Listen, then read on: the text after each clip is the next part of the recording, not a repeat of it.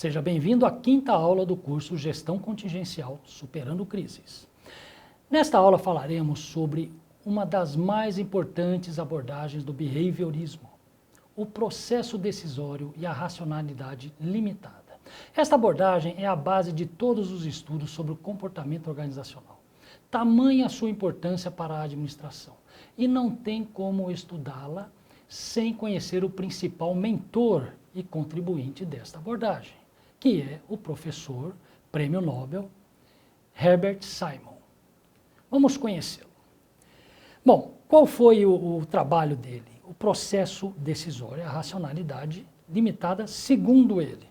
O processo decisório é complexo, depende das características pessoais do tomador de decisão, da situação em que ele está envolvido e da maneira como ele percebe. Ou seja, é complexo, não é verdade?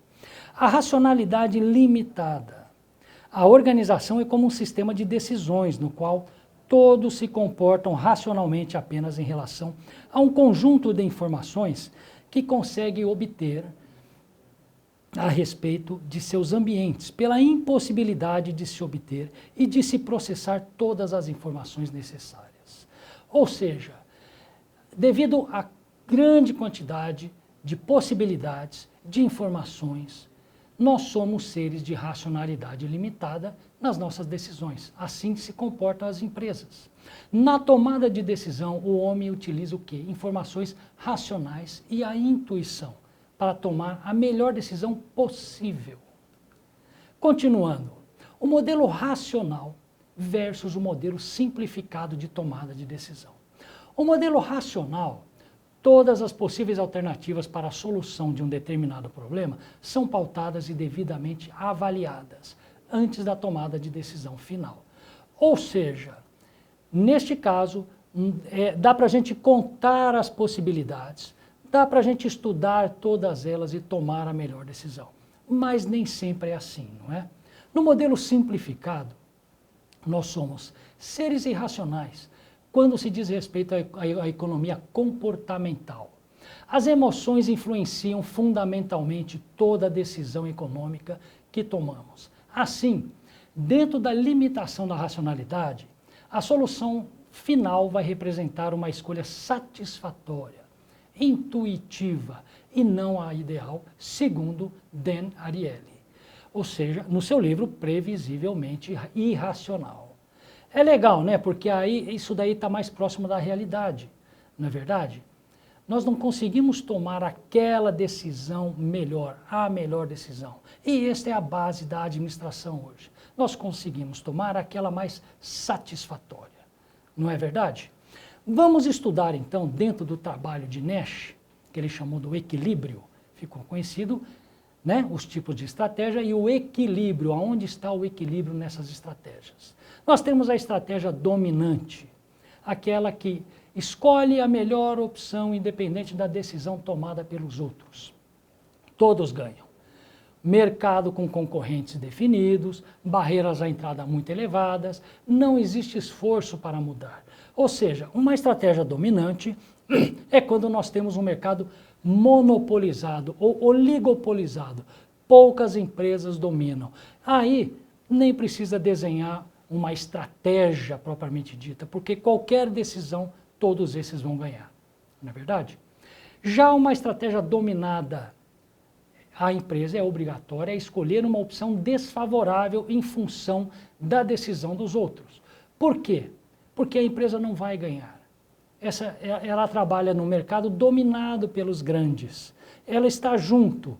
Então, quando se toma a decisão, ela tem que ir junto, independente da decisão. A empresa não vai ganhar. Isso é uma estratégia dominada. A estratégia pura deve se posicionar em apenas uma posição. Você só tem uma posição, a melhor posição. Então, é uma estratégia pura. Não tem muito o que discutir.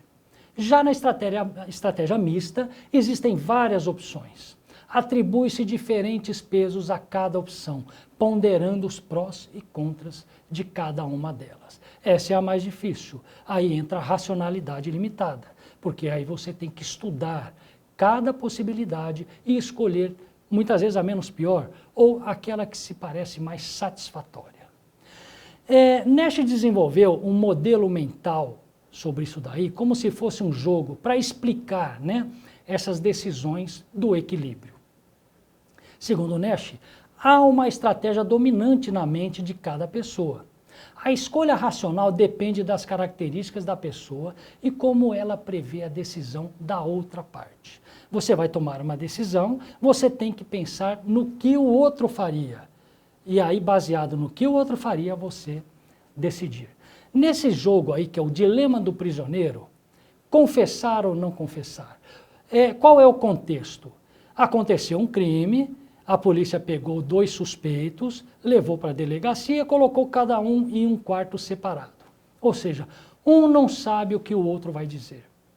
Um não sabe se o outro vai confessar. Então nós temos o prisioneiro A e o prisioneiro B. Qual é a melhor decisão do prisioneiro A? Confessar ou não confessar?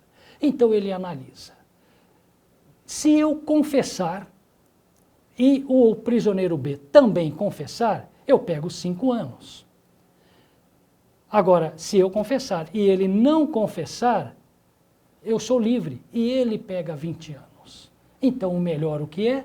Confessar. Porque aí nós temos a relação, o equilíbrio, a relação 5 e 0. Ou eu pego 5 anos ou 0 anos. Do contrário, se nós olharmos aqui embaixo, né, ó, a decisão de não confessar.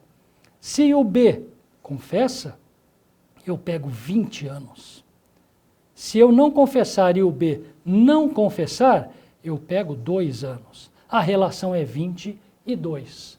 Então, o melhor, o equilíbrio está entre confessar. Não é verdade?